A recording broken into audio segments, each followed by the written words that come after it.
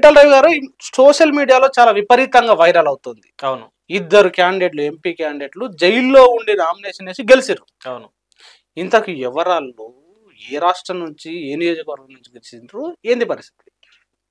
వాస్తవంగా జైలు బయటుండి గెలవటమే కష్టమైన రోజులు ఇవి. ఎన్నో డబ్బులు పెట్టి మ్యాన్పులేట్ చేస్తే తప్ప ప్రస్తుతం ఉన్న రాజకీయ వ్యవస్థలో ప్రచారం అనేది కూడా పబ్లిక్ దాకా వచ్చి చేసిన వాళ్ళు కూడా చాలా మంది పెద్ద పెద్ద నాయకులు కూడా ఓడిపోతున్న దశ ఇది. ఈ టైంలో జైల్లో నుంచే ఒకళ్ళ ప్రతినిధి ద్వారా నామినేషన్ వేయించి గెలిచి రికార్డు సృష్టించిన ఇద్దరు వ్యక్తులు, ఒకటి అమృత్పాల్ సింగ్, రెండు రషీద్.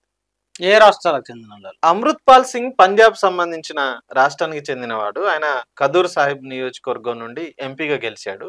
రషీద్ బారాముల్లా నియోజకవర్గం నుంచి గెలిచాడు. ఈయన జమ్మూ అండ్ కాశ్మీర్ రాష్ట్రం. ఎందుకు ఇప్పుడు ఒకరికొకరి గురించి మాట్లాడదాం. ఫస్ట్ అమృత్పాల్ సింగ్ అంటే ఆయన ఎందుకు జైల్లోకి పోయిండు, ఎందుకు జైలు వేసిరు ఆయనను? అయితే అమృత్పాల్ సింగ్ ఒక సిద్ధాంత అంశాలుగా ఉద్యమంలోకి వచ్చిన వ్యక్తి. చాలా మంది ఆయన టెర్రరిస్టు అనే వేర్పాటువాదని పిలవటం స్టార్ట్ చేశారు. ఖలిస్తాన్ ఉద్యమం పంజాబ్ కేంద్రంగా అనేక సంవత్సరాలుగా ఉంది. సిక్కులకు సంబంధించిన ఒక ప్రత్యేకమైన దేశం కావాలని ఒక డిమాండ్, ప్రత్యేకమైన ఒక ప్రాంతం కావాలని డిమాండ్ పేరుతోటి అనేక ఉద్యమాలు జరిగిన చరిత్ర పంజాబ్లో ఉంది. సో అట్లాంటి పంజాబ్లో యూత్ ఐకాన్గా ఆ డిమాండ్ ఇప్పుడు బయటికి పోయింది. ఆ డిమాండ్ని ఎవరు ముందుకు తీసుకొచ్చే పరిస్థితిలో లేదు. అక్కడ ఆ ప్రభుత్వం ఏర్పడ్డది. అనేక రైతు ఉద్యమాలు కూడా నడుస్తున్నాయి. సో వేర్పాటువాద ఉద్యమాన్ని అక్కడ ఒక రకంగా వేర్పాటువాద ఉద్యమం లేదు అనుకున్న దశలో అమృత్పాల్ సింగ్ ముందుకొచ్చి ఖలిస్తాన్ ఉగ్రవాదం పేరుతోటి, అంటే గతంలో ఖలిస్తాన్ ఉద్యమం జరిగినప్పుడు వాళ్ళందరినీ ఉగ్రవాదులని నెపం వేశారు ఆ సందర్భంలో వాస్తవంగా. కానీ అమృత్పాల్ సింగ్ తీసుకున్నది ఏంటి అంటే ఒక సంస్థను పెట్టాడు. వారిస్ పంజాబీదే అనే ఒక సంస్థను పెట్టి ఆ సంస్థ యొక్క లక్ష్యం ఏంటి అన్నప్పుడు పంజాబ్ రాష్ట్రంలో యువత ఎవరైతే డ్రగ్ తీసుకుంటున్నారు, అంటే ఈ మారక ద్రవ్యాల ముచ్చులో పడి వాళ్ళు బానిసలుగా మారి లైఫ్ ను ఖరాబ్ చేసుకుంటున్నారో వాళ్ళందరినీ చైతన్యం చేస్తా డ్రగ్స్ కు వ్యతిరేకమైన ఒక ఉద్యమాన్ని తీసుకొచ్చాడు. అదే సందర్భంలో వివిధ, అంటే ఖలిస్తాన్ వేర్పాటువాద ఉద్యమం సందర్భంగా లేదు పంజాబ్ లో జరిగిన వివిధ ఉద్యమాల సందర్భంగా సిక్కుల్ని చాలా మంది జైళ్లలో మగ్గిపోతున్న వాళ్ళు ఉన్నారు. వాళ్ళు బయటికి రావట్లేదు సంవత్సరాల తరబడి. కాబట్టి వాళ్ళు బయటికి తీసుకురావాలని ఒక డిమాండ్ ఆయన ముందుకు తీసుకొచ్చిన పరిస్థితి. మూడో అంశం చూసినప్పుడు రైతు ఉద్యమం మనకి ఢిల్లీ కేంద్రంగా జరిగినప్పుడు మనం చూసాం. అక్కడ కత్తులు పట్టుకొని తిరిగారు, యూత్ మొత్తం గుర్రాలు వేసుకొని తిరిగారు, వాళ్ళు ఖలిస్తాన్ జెండా ఎగరేశారు అని అప్పుడు ఒక పెద్ద వివాదం నడిచింది.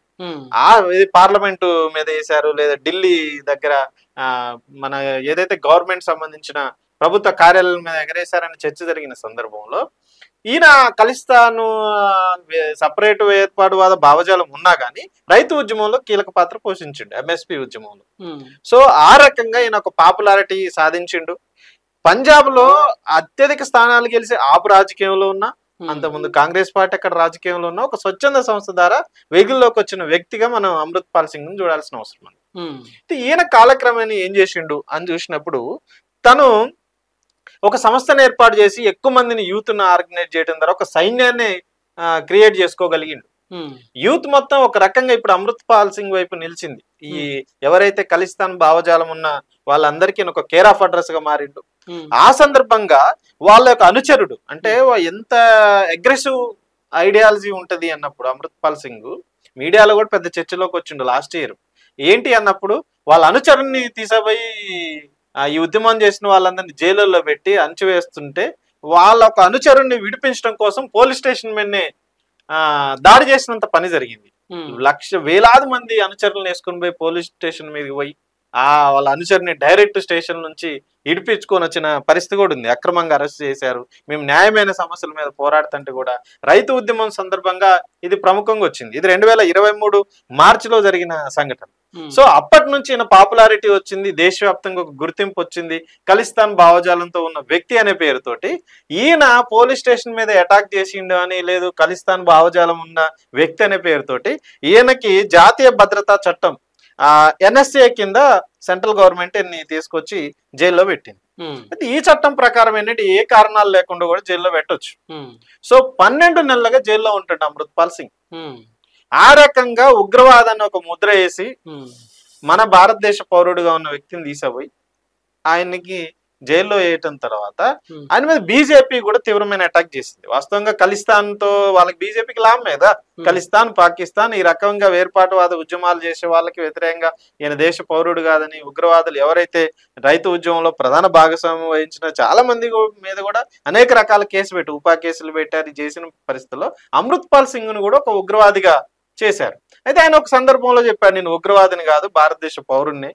ఖలిస్తాన్ ఉద్యమం అనేది ఎప్పటి నుంచో ఉన్న మా డిమాండ్, దానిలో భాగంగా నేను ఒక ప్రజాస్వామ్యయుతంగా ఆందోళన చేస్తుంది తప్ప నాకు ఏ ఉగ్రవాద సంస్థలతోటి నాకు సంబంధాలు లేవని ఆయన ప్రకటించినా కానీ ఆయన ఒక ఉగ్రవాదిగానే ట్రీట్ చేస్తూ జైల్లో పెట్టిన పరిస్థితి కూడా మనకి కనిపిస్తుంది.